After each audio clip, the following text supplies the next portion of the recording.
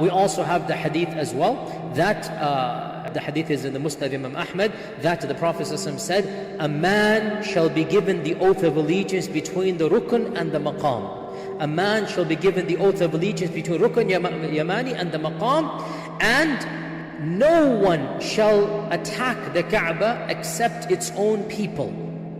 I'll explain this. So do not ask about the destructions of the Arab at that point in time. And then the Ethiopians are going to come and destroy the Kaaba, and it will never be worshipped after that. Now this hadith is cryptic, as is most hadith of the end of times, but it tells us a number of things. First and foremost, the Mahdi will be between the rukn and the maqam, as we said. I made a mistake. I said rukun yamani, scratch that.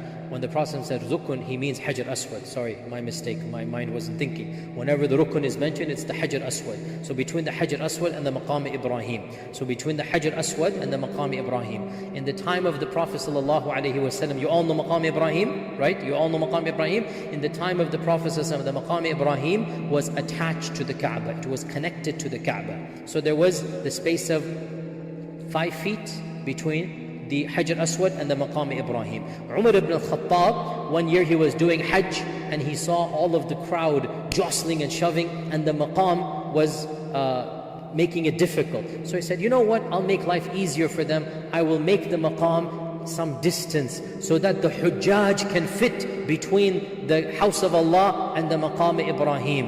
And he thought that was sufficient space for the Hujjaj to go and do Hajj. But subhanallah, that was 1,440 years ago.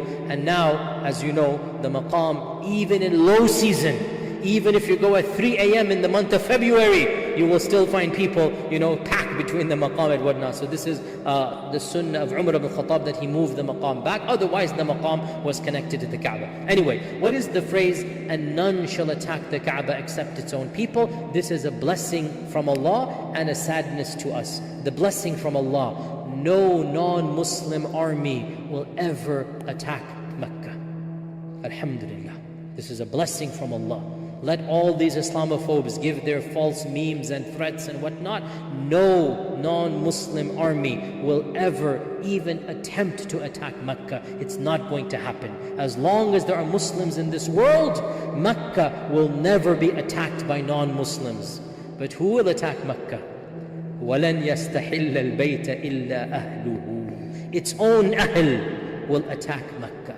And in Islamic history, there are a number of dynasties, including the current dynasty that is there. They had to physically attack and remove the Sharif family, whose great-great-great-grandson is now the Jordan site. His great-great-great-grandfather was attacked by the great-grandfather of the current king over here. And Mecca was attacked to get rid of one dynasty. It wasn't the only time. It will not be the last time as well. In the course of Islamic history, Mecca was attacked dozens of times by Muslims for politics, for political dynasties, and including many attacks like these ones by the fanatical groups as well, and including actual wars between dynasties for the sake of kingdoms. So the Prophet ﷺ predicted, no one shall attack Mecca except its own people.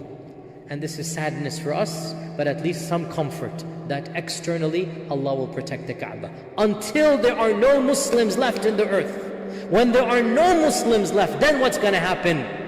There shall be an army from Habasha. We'll talk about that inshallah in our Wednesday lectures. There shall be an army from Ethiopia that will come and destroy the Kaaba when there are no more Muslims. This is towards the end of times, before the actual trumpet is blown, and that is towards the end of times after the Muslims have disappeared from earth.